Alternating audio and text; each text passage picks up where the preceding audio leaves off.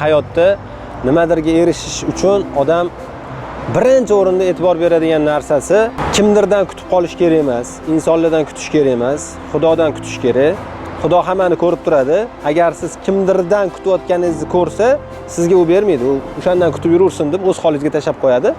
Siz haqiqatdan ham tilingizda emas, dilingizda hech kimdan kutmagan paytingiz Xudo sizga berishni boshlaydi va har doim hamma harakatingizning natijasi, foydasi faqat menga emas, hammaga tegsin, hammaga manfaatli bo'lsin degan maqsadda ish qilsangiz, niyatlaringizga tezroq erishasiz. Chunki xalqning roziligi bilan Xudoning roziligini topish osonroq. Bu xalqning ichida qaysi odam qanchalik darajada Xudoga yaqinligini bilib bo'lmaydi. Shuning uchun hammaga yaxshilik qilishni yo'lga qo'ysangiz, Xudo xolisa, Xudoning nazari tushsa hech gap emas, bu dunyoni matahlari to'ldirib tashlaydi. O'zingiz ham eplolmay qolasiz. Havas qilgan odam hech qachon kam bo'lmaydi. Havas qilgan odamga Xudo ham beradi. Rizq Xudodan, ya'ni omad bo'lsa beradi deb gapirganimda bir marta u omad yo'q narsa, omad bo'lish shart emas, Xudo beradi. Omad ham o'zi rizq. Omadni ham Xudo beradi.